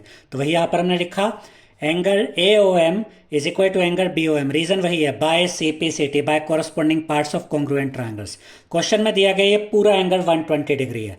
अगर ये दोनों एंगल्स इक्वल है तो इसका मतलब ये भी 60 डिग्री ये भी 60 डिग्री। तो ए ओ एम एंगल और बी ओ एम एंगल ये दोनों एंगल्स कितने हो जाएंगे, 60 डिग्री। अब यहां पर थोड़ी सी ट्रिग्नोमेट्री भी यूज होगी। तो यहां मैंने क्या लिखा, in right triangle O A M. तो ये जो राइट ट्रायंगल है ओ ए एम, ठीक है, इसको ध्यान से देखिएगा, इसमें मैं क्या लिखूंगा, ओ एम अपोन में O A is equal to cos 60 degree. यानी मैंने जो ये ट्रायंगल लिया right angle triangle O A M, इसमें मैंने ओ एम को लिया बेस, ठीक है, और जो आपका ओ ए है ये होगा हाइपोटेन्यूस, क्योंकि 90 डिग्री के सामने वाली जो साइड होती है, एक राइट एंगल ट्रायंगल है, इसमें 90 डिग्री यहाँ है, इसके अपोजिट जो साइड होगी ये क्या होगी, ये हाइपोटेन्यूस होगी। ओ एम को मैंने बेस लिया, ये हाइपोटेन्यूस है। बेस अपॉन हाइपोटेन्यूस क्या होता है, ये मैंने ट्रिग्नोमेट्री में आपको अच्छे से समझाया था कि बेस अपॉन हाइपोटेन्यूस होता है कोस थीटा, और यहाँ पर एंगल कितने डिग्री का बन रहा है, ये 60 डिग्री का। तो base upon hypotenuse is equal to cos 60 degree. यहां पर आपको मेन चीज ये याद रखनी है कि base upon hypotenuse cos theta होता है। अब हो सकता है किसी के मन में आ जाए कि हम ये स्टेप कर ही क्यों रहे हैं। यहाँ से ना हमें ये ओ एम मिलेगा। ओ एम, ये जो ये ट्रायंगल है ना जिसका हमें एरिया फाइंड करना है, इसका परपेंडिकुलर, या दूसरे शब्दों में कि इसकी हाइट। मैंने क्या कहा था कि अगर इसका एरिया फाइंड करना है ओ ए बी ट्रायंगल का, तो आपको बेस भी चाहिए और हाइट भी चाहिए। तो हाइट निकाल रहे हैं यहाँ से हम, ओ एम को यहीं पे रखेंगे इज इक्वल टू, अब ध्यान से देखिए ये ओ ए अपोन में इधर ऊपर आके ओ ए कोस 60 डिग्री के साथ मल्टीप्लाई में आ जाएगा। अब ये ओ एम यहाँ पर ओ ए, अब ये ओ ए कितना है 12 सेंटीमीटर, रेडियस 12 सेंटीमीटर है ना, ओ ए की लेंथ 12 है वो रख दी। कोस 60 डिग्री की वैल्यू जब आप चेक करेंगे तो आपको ये वैल्यू मिलेगी 1/2। अब यहाँ पर सिंपल सी कैलकुलेशन है, 12 और 2 को आप सॉल्व कर सकते हैं। 2 से कटेगा, 2 1 जा 2, 2 6 जा 12। देखिए ओ एम यानी कि जो ट्रायंगल है हमारा, इसकी हाइट हमें मिल गई है 6 सेंटीमीटर। तो ये जो ट्रायंगल है ओ ए बी, जिसका एरिया मुझे फाइंड करना है, पहले तो इसकी हाइट मैं निकाल चुका हूं। अब सिर्फ ये ए बी बेस निकालना है और उसका भी तरीका मैं आपको बता चुका हूं। हम ए एम निकालेंगे और ए बी ए एम का डबल होगा। तो जैसे ही ए एम मिलेगा उसका डबल कर देंगे, बेस आ जाएगा ए बी। हाइट मैं पहले ही निकाल चुका हूं 6 सेंटीमीटर। फिर हम इस ट्रायंगल का एरिया फाइंड कर लेंगे। अब हम आते हैं नेक्स्ट पेज पे। अब यहां पर देखिए मैंने क्या लिखा, A M upon O A is equal to sine 60 degree. क्यों? देखिए राइट एंगल ट्रायंगल है। अभी मैंने ओ एम को क्या यूज किया था, बेस। अगर ये बेस है तो ये ए एम क्या होगा, परपेंडिकुलर होगा। तो ए एम यानी कि परपेंडिकुलर अपॉन में ओ ए यानी कि हाइपोटेन्यूज इज इक्वल टू, अब देखिए परपेंडिकुलर अपॉन हाइपोटेन्यूज क्या होता है, साइन थीटा। और थीटा यानी ये एंगल कितना है 60 डिग्री। ठीक है, तो यहां पर क्या आया, A M upon O A is equal to sine 60 degree. अब यहां पर मुझे ए एम फाइंड करना है, तभी मुझे ए बी मिलेगा। तो ए एम को मैंने यहीं पे रखा is equal to O A upon में इधर ऊपर आएगा और साइन 60 डिग्री के साथ मल्टीप्लाई हो जाएगा। A M is equal to O A, O A की लेंथ कितनी है 12 सेंटीमीटर। तो ओ ए की जगह 12 रखा, इनटू में साइन 60 डिग्री की वैल्यू जब आप चेक करेंगे तो साइन 60 डिग्री की वैल्यू होती है √3 अपॉन में 2।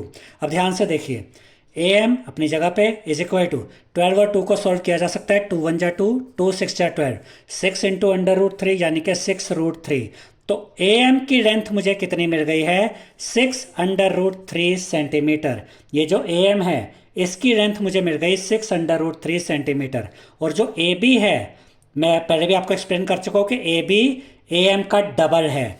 तो A B is equal to double of A M. ठीक है, ए एम तो मुझे मिल ही चुका है। अब A B is equal to 2, अब ये 2 ए एम है ना, तो 2 इंटू ए एम है इसका मतलब। तो 2 इंटू में ए एम की लेंथ कितनी 6√3 वो रखी। अब इनको मल्टीप्लाई करेंगे, A B is equal to 2 into 6 12 यानी कि 12√3।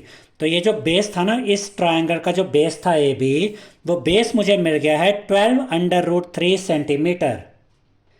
अब मुझे इस ट्रायंगल ओ ए बी का बेस भी पता है 12√3 सेंटीमीटर, और इसकी हाइट यानी ओ एम भी मैं फाइंड कर चुका हूं। पिछले पेज पर ही हमने ये ओ एम की लेंथ फाइंड की थी ना, कितनी मिली थी 6 सेंटीमीटर। अब यहां पर हम एरिया ऑफ ट्रायंगल निकालेंगे। Area of triangle O A B, इस ट्रायंगल ओ ए बी का area of triangle O A B is equal to half into base into height. ठीक है, तो ये हाफ इंटू बेस क्या है ए बी, तो बेस यानी ए बी, इंटू में हाइट क्या है ओ एम, तो हाइट की जगह ओ एम।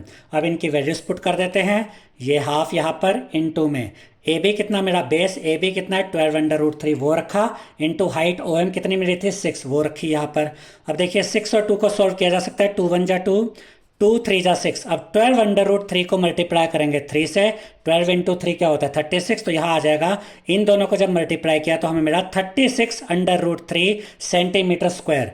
अब हमारे पास सेक्टर का एरिया भी है, वो हम पहले ही निकाल चुके हैं। अब ट्रायंगल ओ ए बी का एरिया भी यहाँ पर हमें पता चल चुका है। अब हम क्या करेंगे, सेक्टर के एरिया में से ट्रायंगल का एरिया माइनस कर देंगे तो हमें ये माइनर सेगमेंट का एरिया मिल जाएगा, वही हमारा आंसर होगा। तो अब हम आते हैं नेक्स्ट पेज पे। Area of the minor segment is equal to, ये हो गया सेक्टर का एरिया जो हम पहले ही निकाल चुके हैं 3.14 इंटू 48। उसमें से माइनस कर देंगे ट्रायंगल ओ ए बी का एरिया जो हमें कितना मिला था 36√3। अब ये 3.14 इंटू 48 माइनस, अब यहाँ पर ये 36 मल्टीप्लाई होगा √3 की वैल्यू के साथ।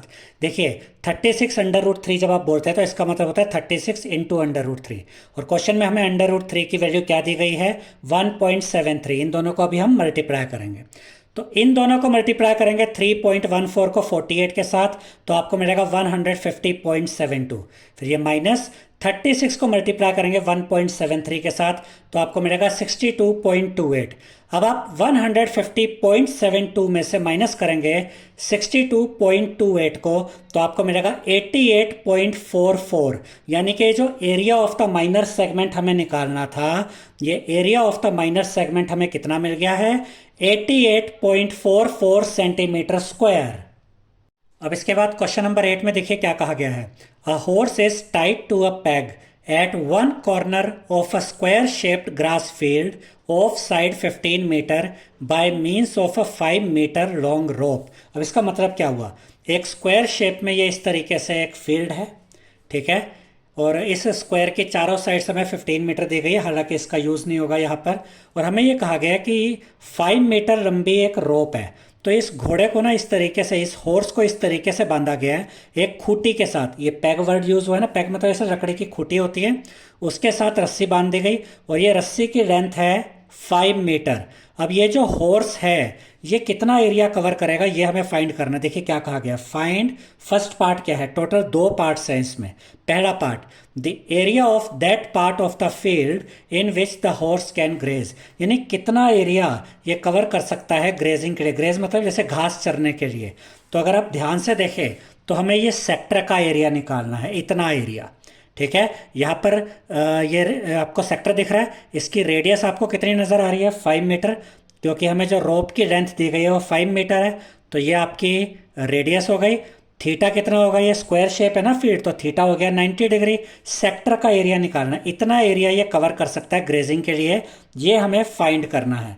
तो इसके सॉल्यूशन में हम लिखेंगे area horse can graze is equal to area of sector, यानी ये जो हॉर्स है ये कितना एरिया कवर कर सकता है ग्रेजिंग के लिए, घास चरने के लिए, उसके लिए हमें एरिया ऑफ सेक्टर चाहिए। एरिया ऑफ सेक्टर जब हमें मिल जाएगा वही हमारा आंसर होगा। तो एरिया ऑफ सेक्टर का फॉर्मूला क्या होता है, theta upon 360 into pi are square. Theta कितना है 90 डिग्री, 90 आ गया, अपॉन में 360 इंटू पाई की वैल्यू, पाई की वैल्यू ना इस क्वेश्चन में हमें दी गई है 3.14। जब हम सेकंड पार्ट देखेंगे तो उसमें पाई की वैल्यू हमें दी गई है, तो पाई की जगह रखेंगे 3.14 इंटू में आर का स्क्वायर, आर यानी रेडियस कितनी है 5 मीटर, तो 5 का स्क्वायर यानी 5 इंटू 5। अब इसको सॉल्व करते हैं, ये एक जीरो से ये एक जीरो कट जाएगी। अब देखिए ये 9 है, ये 36 है, ये आपस में सॉल्व हो सकते हैं, आप इनको 3 से भी काट सकते हैं, चाहे तो सीधा 9 से भी काट सकते हैं, हम 9 से ही काट देते हैं। 9 1 जा 9, 9 4 जा 36, तो यहाँ पर ये 4 आ गया। अब देखिए 3.14 है और ये 4 है, ये भी आपस में सॉल्व हो सकते हैं, 2 से कटेंगे ये, 2 2 जा 4, और यहाँ देखिए 2 1 जा 2, अब 3 में से 2 गया 1 बचा, डेसिमल स्टार्ट हो गया, तो यहाँ डेसिमल 1 एंड 1 11, 2 5 जा 10, 11 में से 10 गया 1 बचा, 1 एंड 4 14, 2 7 जा 14, तो यहाँ में क्या मिला 1.57 इंटू में 5 इंटू 5 यानी कि 25, अपोन में ये 2 बचा, तो अपोन में ये 2 आ गया। अब 1.57 को इंटू करेंगे 25 के साथ, तो आपको मिलेगा 39.25, अपोन में ये 2 आ गया। 39.25 को 2 से डिवाइड करेंगे तो आपको मिलेगा 19.625 मीटर स्क्वायर, यानी यहाँ पर ये जो फील्ड है इसमें जो ये रोप है 5 मीटर लंबी, जिसके साथ कि वो हॉर्स बंधा हुआ है एक खूंटी के साथ, तो यहाँ पर ये हॉर्स कितना एरिया कवर कर सकता है ग्रेजिंग के लिए, वो एरिया हमें मिल गया है 19.625 मीटर स्क्वायर। और ये जो एरिया हमें मिला है ये फर्स्ट पार्ट में, इसको याद रखना क्योंकि सेकंड पार्ट में भी इसका यूज किया जाएगा। सेकंड पार्ट में देखिए क्या कहा गया है, the increase in the grazing area if the rope were 10 metre long instead of 5 metre, यानी कि अब ये कहा गया है कि पहले जो रोप की लेंथ 5 मीटर थी उसको बढ़ाकर अब कर दिया गया 10 मीटर। तो अब हमें यह बताना है कि पिछली बार के कंपैरिजन में यानी फर्स्ट पार्ट के कंपैरिजन में ग्रेजिंग एरिया कितना इंक्रीज हो गया। और जैसा मैंने आपको कहा था कि पाई की वैल्यू हमें 3.14 यहाँ पर दी गई है, तो यहाँ पर हम क्या करेंगे, पहले तो ये नया एरिया फाइंड करेंगे इस सेक्टर का, क्योंकि इसमें रेडियस चेंज हो गई ना 10 मीटर, और जब इसका आंसर हमें मिल जाएगा तो फिर हम डिफरेंस निकालेंगे और फिर हमें पता चलेगा कि कितना इंक्रीज हुआ है। देखिए area horse can graze when rope is 10 metre long, यानी कि जब ये रोप की लेंथ अब 10 मीटर लॉन्ग है तो अब ये जो हॉर्स है ये कितना एरिया ग्रेस कर सकता है। तो फिर वही सेक्टर का एरिया निकालना है, theta upon 360 into pi are square. Theta कितना 90 डिग्री, क्योंकि स्क्वायर शेप की फील्ड है तो यहाँ थीटा की जगह 90 अपॉन में ये 360 इंटू पाई की वैल्यू 3.14। रेडियस अब 10 है ना, तो 10 का स्क्वायर है ना इधर, तो 10 इंटू 10। अब देखिए ये 0 से 0 कट जाएगी, 9 1 जा 9, 9 4 जा 36। यहाँ पर क्या है 3.14, इसको मल्टीप्लाई करेंगे 10 के साथ और फिर 10 के साथ, तो यहाँ पर आपको मिल जाएगा 314 अपॉन में ये 4 है, 4 लिखा। 314 को डिवाइड करेंगे 4 से तो आपको मिल जाएगा 78.5 मीटर स्क्वायर। यानी कि अगर ये रोप की लेंथ अब 10 मीटर हो गई है तो अब ये हॉर्स कितना एरिया ग्रेस कर सकता है, 78.5 मीटर स्क्वायर। तो कितना इंक्रीज हुआ, तो यहाँ पर हम लिखेंगे increase in area is equal to, ये नया वाला एरिया है 78.5, इसमें से माइनस कर देंगे जो फर्स्ट पार्ट में एरिया मिला था 19.625।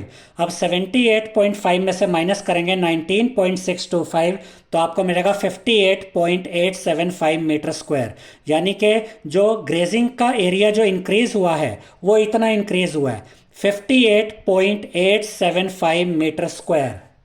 अब इसके बाद क्वेश्चन नंबर 9 में देखिए क्या कहा गया है। A brooch is made with silver wire in the form of a circle with diameter 35 millimetre. और ये आपको ये फिगर के द्वारा भी समझाया गया है कि ये एक ब्रोच है जो कि कपड़ों पे लगाया जाता है, और हमसे ये कहा गया कि सिल्वर वायर का बना हुआ है सर्कुलर शेप में।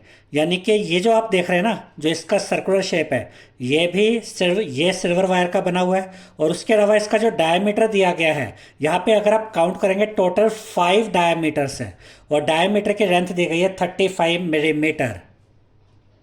अब आगे देखिए क्या कहा गया है, the wire is also use in making 5 diameters. यानी कि इसमें अब दो चीज़ें हो गई, ये जो सर्कुलर शेप है ब्रोच की ये भी सिल्वर वायर की बनी है, और इसमें 5 डायमीटर्स हैं इस ब्रोच में, और वो 5 डायमीटर्स भी सिल्वर वायर के ही बने हैं।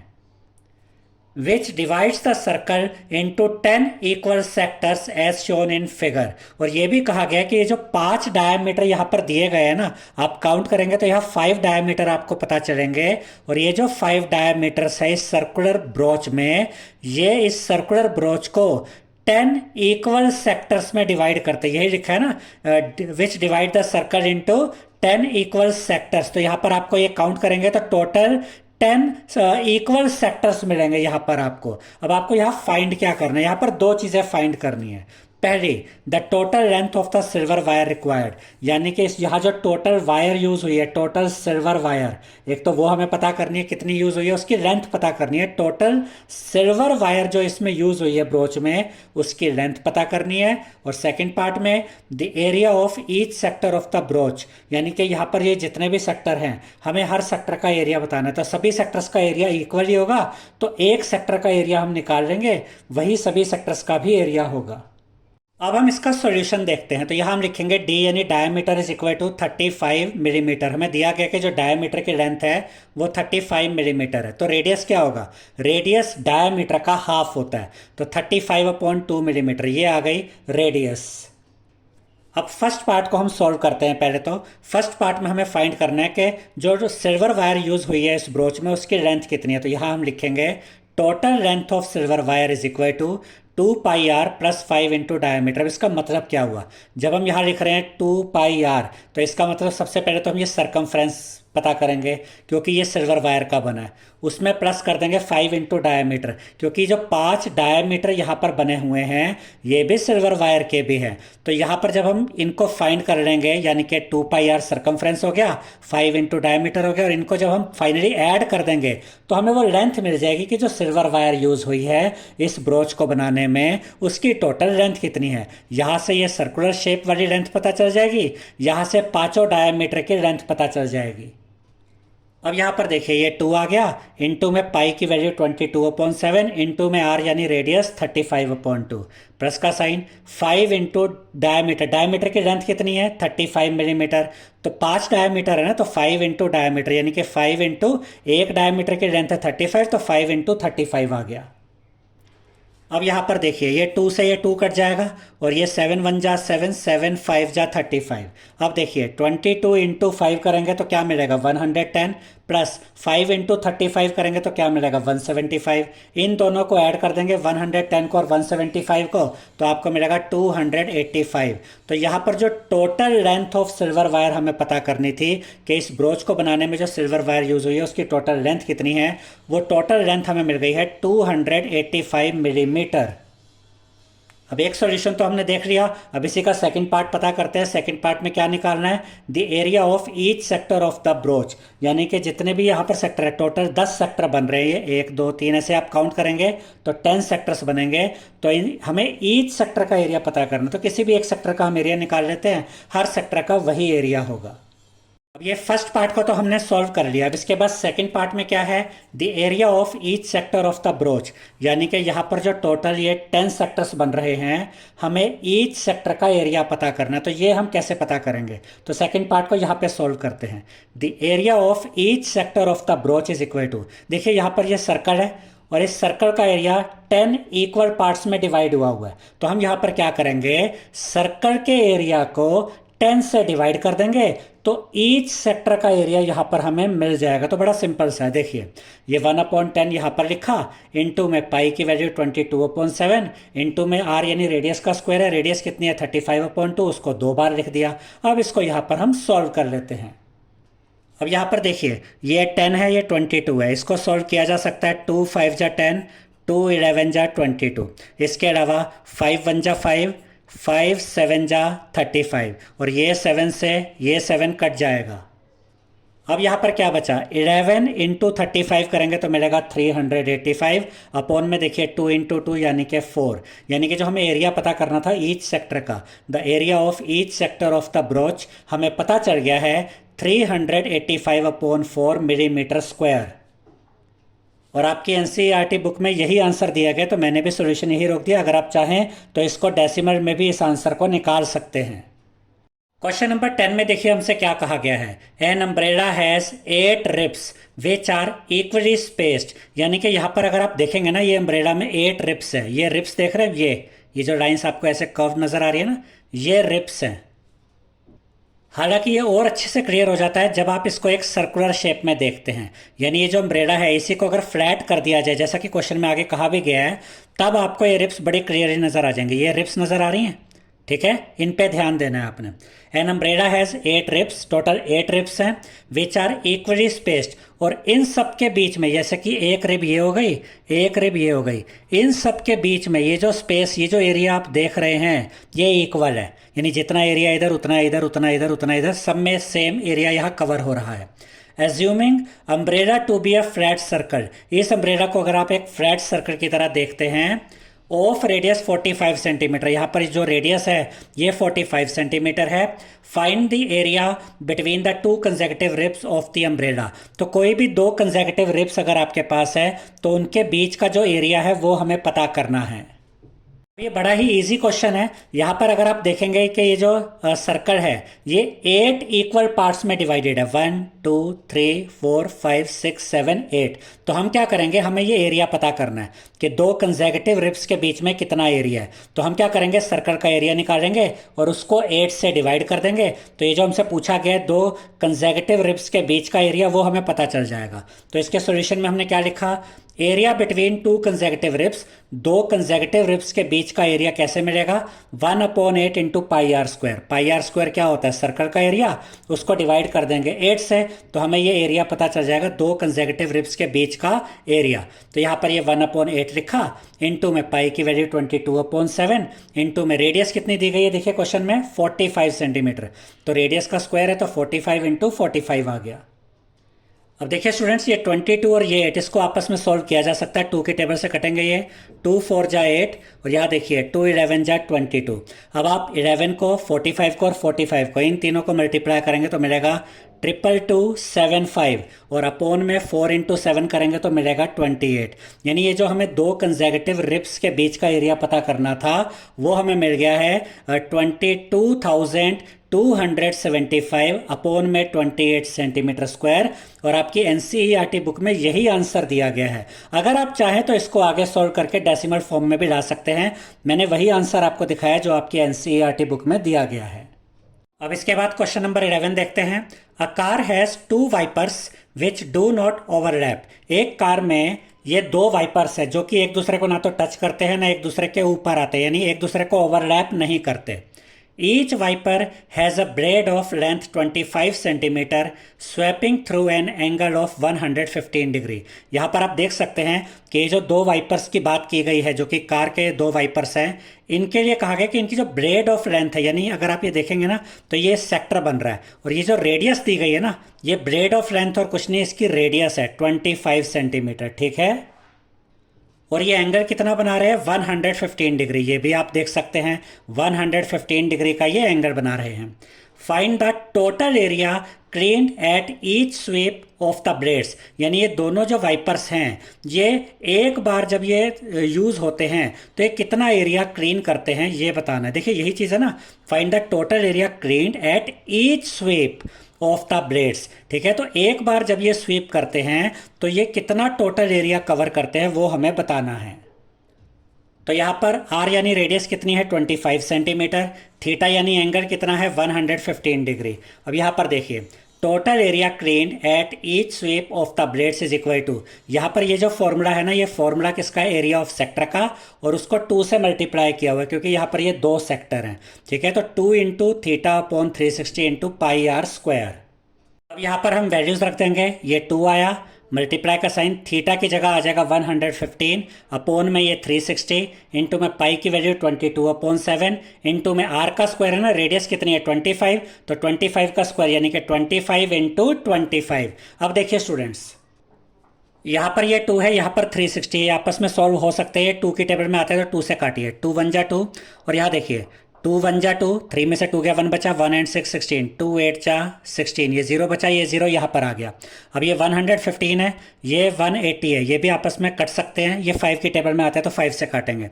देखिए 5 3 जा 15, 18 में से 15 गया, 3 बचा, 3 एंड 0 30, 5 6 जा 30, और यहाँ देखिए 5 2 जा 10, 11 में से 10 गया 1 बचा, 1 एंड 5 15, 5 3 जा 15।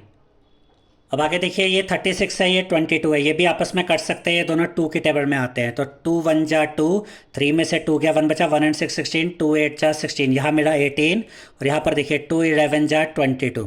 अब ऊपर क्या बचा 23, वो यहाँ पर लिखा इंटू में ये 11 इंटू में 25 इंटू 25 करेंगे तो मिलेगा 625 अपॉन में ये 18 है वो लिखा, इंटू में ये 7 है, ये 7 लिख दिया। ठीक है, अब जब आप इन नंबर्स को मल्टीप्लाई करेंगे 23 को 11 से और उसके बाद 625 से, यानी इन तीनों नंबर्स को जब आप मल्टीप्लाई करेंगे तो आपको मिलेगा 158125 अपॉन में 18 इंटू 7 करेंगे तो मिलेगा 126।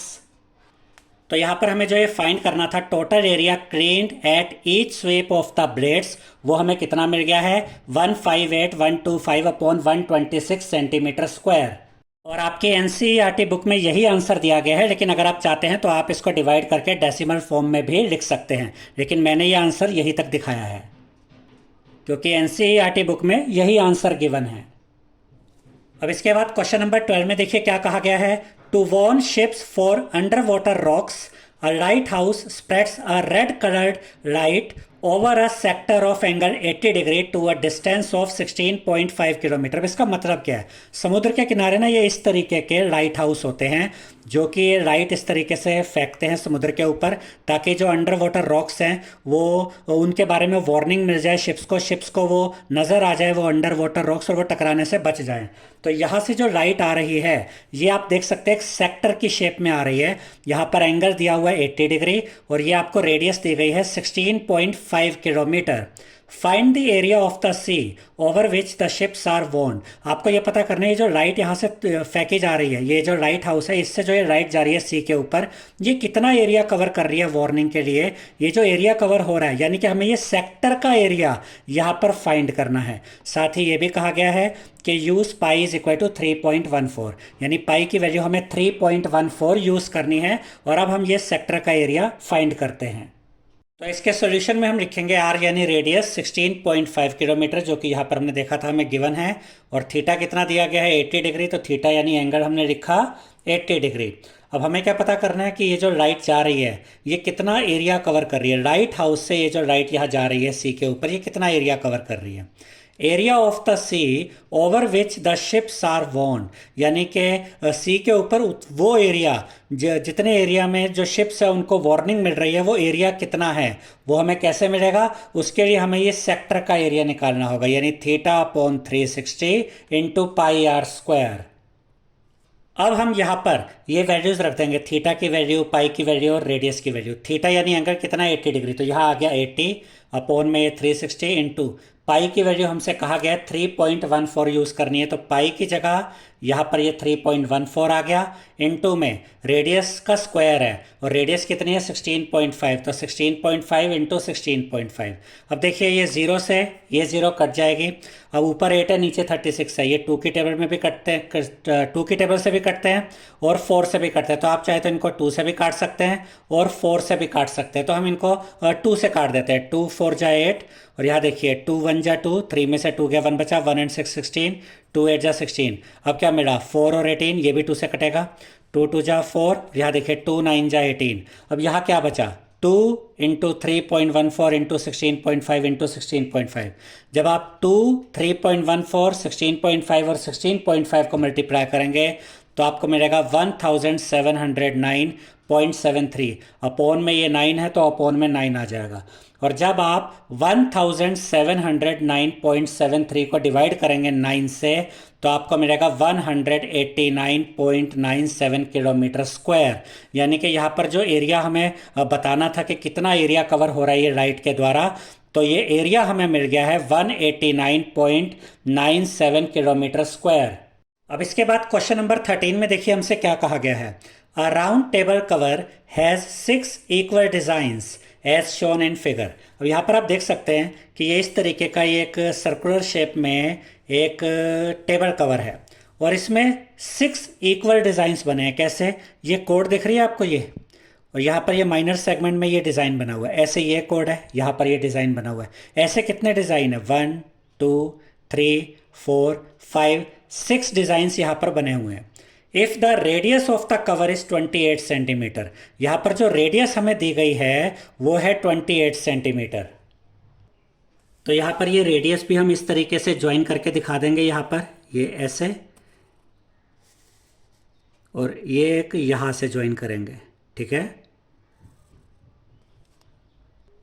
तो ये रेडियस हमें कितनी दी गई है 28 सेंटीमीटर, तो ये यहाँ पर हमने मेंशन कर दिया 28 सेंटीमीटर। तो आगे क्या कहा गया है, अच्छा ये एक बार फिर पढ़ लेते हैं। If the radius of the cover is 28 centimetre, जो यहाँ हमने दिखा दिया। Find the cost of making the designs at the rate of ₹0.35 पर सेंटीमीटर स्क्वायर, और √3 की वैल्यू हमें यूज़ करनी है 1.7। यानी कि हमें ये बताना है कि ये जो 6 डिज़ाइंस यहाँ बनाए गए हैं, इन 6 डिज़ाइंस को बनाने की कॉस्ट कितनी है। अगर पर सेंटीमीटर स्क्वायर की कॉस्ट आती है ₹0.35, यानी कि अगर पर सेंटीमीटर स्क्वायर की कॉस्ट इतनी है तो ये 6 डिज़ाइंस बनाने की कॉस्ट कितनी होगी, ये हमें बताना है। तो यहाँ पर हम क्या करेंगे, पहले हम एक डिज़ाइन का एरिया निकालेंगे, उसके द्वारा फिर हम 6 डिज़ाइंस का एरिया निकालेंगे, और जब हमें इन 6 डिज़ाइंस का एरिया पता चल जाएगा तो उस एरिया को हम मल्टीप्लाई कर देंगे 0.35 रुपीज़ से, तो हमें यह पता चल जाएगा कि ये 6 डिज़ाइंस को बनाने की कॉस्ट कितनी है। अब यहाँ पर सबसे इंपॉर्टेंट चीज़ देखिए, हमें ये 6 डिज़ाइंस का एरिया निकालना है। अब ज़रा इस डिज़ाइन पर ध्यान दीजिए कि ये एक कोड है और ये माइनर सेगमेंट है, तो ये एक माइनर सेगमेंट है ये। तो अगर मुझे ये माइनर सेगमेंट का एरिया निकालना है तो वो हम कैसे निकालते हैं, हम एरिया ऑफ सेक्टर निकालते हैं। ये चीज़ हम कई बार डिस्कस कर चुके हैं, इस तरह के क्वेश्चन हम पहले भी सॉल्व कर चुके हैं कि अगर ये माइनर सेगमेंट का एरिया निकालना है तो ये जो सेक्टर यहाँ बन रहा है ये सेक्टर का एरिया निकालेंगे, और उसमें से ये ट्रायंगल का एरिया माइनस कर देंगे, तो हमें क्या मिल जाएगा, ये माइनर सेगमेंट का एरिया, यानी ये डिज़ाइन का एरिया। तो सेक्टर का एरिया निकालने के लिए हमें एंगल यानी थीटा भी चाहिए होता है, तो पहले यहाँ पर थीटा क्या होगा वो देखते हैं। और यहाँ पर ना मैं इसको एक नाम भी दे देता हूँ, जैसे ए, ये सेंटर को दिया O और इसको B, तो ये ट्रायंगल जो बनेगा ना, ये ट्रायंगल बन जाएगा AOB, ठीक है। और अब सबसे पहले इस सेक्टर का थीटा यानी एंगल पता करते हैं। देखिए यहाँ पर ये जो सेंटर पे ये जो पूरा एंगल बनेगा ये कितना होगा 360 डिग्री। ठीक है, अब ध्यान से समझिए इस बात को, यहाँ टोटल एंगल बन रहा है 360 डिग्री। जब हमने इस तरीके से यहाँ से ये दो रेडियस मिलाई तो ये इस वाले सेक्टर का एंगल यहाँ बन रहा है।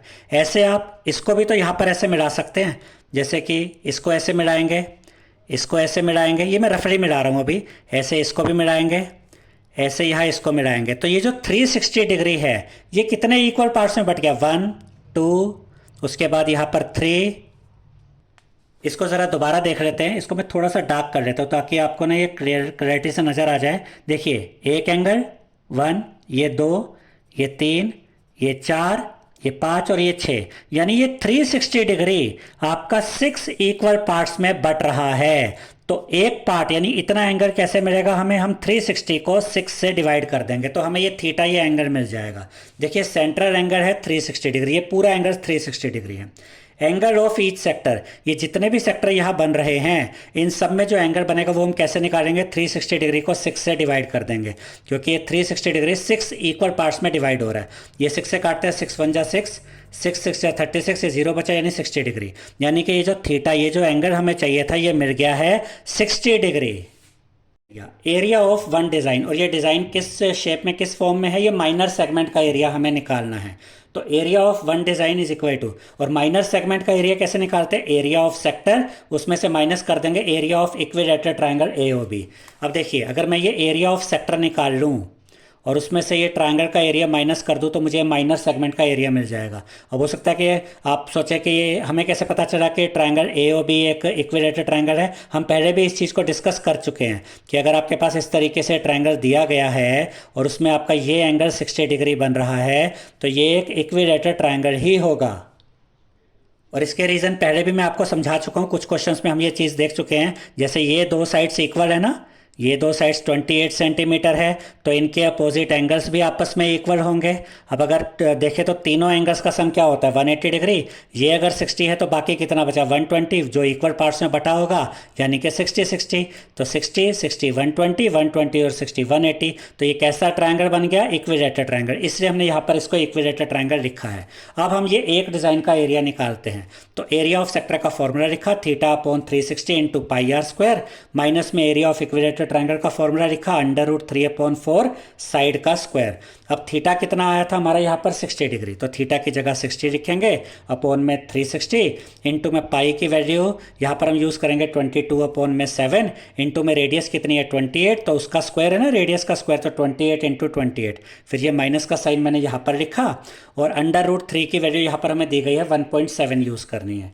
तो √3 की वैल्यू रखी 1.7, अपॉन में ये 4 आ गया, इंटू में साइड का स्क्वायर है और ट्रायंगल की तीनों साइड्स यहाँ पर कितनी है 28, क्योंकि ये जो रेडियस है यही इस ट्रायंगल की साइड भी है ना, तो यहाँ पर साइड का स्क्वायर है तो 28 इंटू 28 इंटू 28 लिख दिया। ठीक है, तो ये हो गया हमारा सेक्टर का एरिया, ये हो गया हमारा इक्विलेटरल ट्रायंगल का एरिया।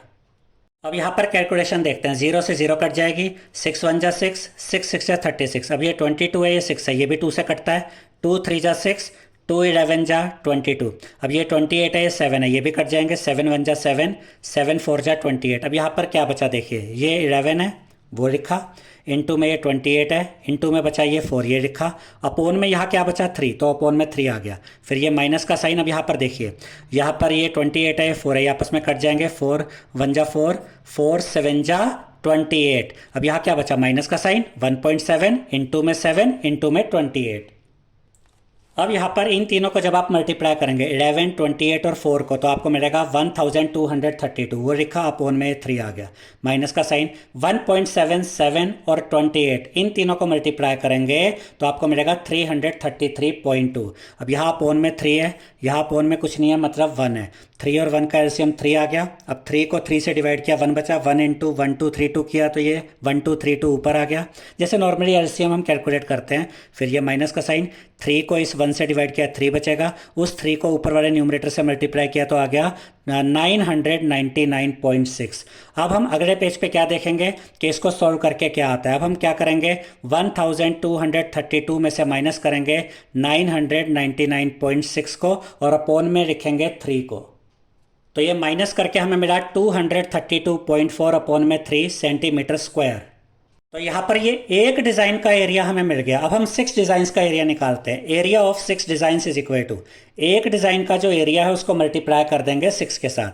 ये 6 और 3 कट जाएंगे, 3 से 3 1 जा 3, 3 2 जा 6, 2 को मल्टीप्लाई करेंगे 232.4 से तो आपको मिलेगा 464.8 सेंटीमीटर स्क्वायर। तो ये जो 6 डिज़ाइंस हमें दिए गए थे, इन 6 डिज़ाइंस का एरिया है 464.8 सेंटीमीटर स्क्वायर। अब फाइनली हम पता करेंगे ये 6 डिज़ाइंस को बनाने की कॉस्ट कितनी है, cost of making the designs. तो ये जो 6 डिज़ाइंस है इनको बनाने की कॉस्ट कितनी है, इज इक्वल टू 6 डिज़ाइंस का जो ये एरिया है 464.8, इसको हम मल्टीप्लाई कर देंगे 0.35 से, क्योंकि क्वेश्चन में हमें गिवन है कि पर centimetre square, 1 centimetre square design बनाने की कॉस्ट है 0.35 रुपीज़। तो इतने एरिया की कॉस्ट कितनी होगी, एरिया को इसके साथ मल्टीप्लाई कर देंगे तो आपको मिलेगा रुपीज़ 162.68। यानी कि इन 6 डिज़ाइंस को बनाने की जो कॉस्ट है वो कॉस्ट हमें मिल गई है रुपीज़ 162.68। अब इसके बाद क्वेश्चन नंबर 14 में देखिए क्या कहा गया है। Tick the correct answer in the following.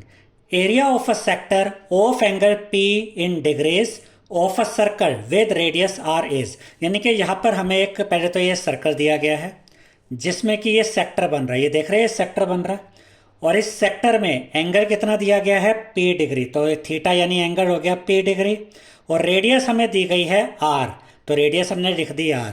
अब हमें बताना है कि इसका जो सेक्टर का जो एरिया है वो कितना है। अब यहाँ पर हमें ये 4 ऑप्शंस दिए गए हैं। ए ऑप्शन है P upon 180 into 2 pi r, B option है P upon 180 into pi are square, C option है P upon 360 into 2 pi r, और डी ऑप्शन है P upon 720 into 2 pi are square. तो अब हम सॉल्व करके देखते हैं कि इनमें से कौन सा ऑप्शन सही है। तो अब हम यहाँ पर ये जो सेक्टर है इसका एरिया निकालेंगे, इसका एरिया फाइंड करेंगे। तो इसके सॉल्यूशन में हमने लिखा area of sector is equal to theta upon 360 into pi are square. Theta कितना है P, तो थीटा की जगह आ गया P, ठीक है, अपॉन में ये 360 इंटू में पाई। अब यहाँ पर जो रेडियस है वो कैपिटल R दी गई है। देखिए यहाँ क्वेश्चन में दिया हुआ ना रेडियस कैपिटल R है, तो इसलिए हमने यहाँ पर ये रेडियस के लिए ये कैपिटल R लिखा, और इसका स्क्वायर है तो कैपिटल R का स्क्वायर। तो अभी हमें क्या मिला, P upon 360 into pi are square, ये हमें मिल गया एरिया ऑफ सेक्टर। ठीक है, अब यहाँ पर मैच करते हैं कि ये P upon 360 into pi are square किसके साथ मैच कर रहा है, ये मैच करेगा डी ऑप्शन के साथ। अब आप कहेंगे यहाँ पर तो डी ऑप्शन में P upon 720 into 2 pi are square है, इसको जरा सोल्व करके देखिए। 2 और 720 है ना, ये 2 से कटता है, 2 1 जा 2, और यहाँ देखिए 2 3 जा 6, 7 में से 6 क्या 1 बचा, 1 एंड 2 12, 2 6 जा 12, बचा क्या 0। तो फाइनली इसको अब हम कैसे लिख सकते हैं, P ऊपर है, अपॉन में क्या है 360, तो ये लिखा 360, फिर इंटू का साइन, और यहाँ पर पाई और साथ में कैपिटल आर स्क्वायर। देखिए ये मैच कर रहा है ना, P upon 360 into pi are square, same चीज़ आ रही है। इसका मतलब ऑप्शन डी करेक्ट है। तो फाइनली हम यहाँ पर लिखेंगे option D is correct. I hope students आपको हमारा ये वीडियो पसंद आया होगा। अगर आपको हमारा ये वीडियो पसंद आया है तो इस वीडियो को लाइक करें, शेयर करें, हमारे चैनल को सब्सक्राइब करें और बेल आइकन बटन ज़रूर दबाएं, जिससे हमारी हर नई वीडियो का नोटिफिकेशन आपको मिलता रहे। Thank you.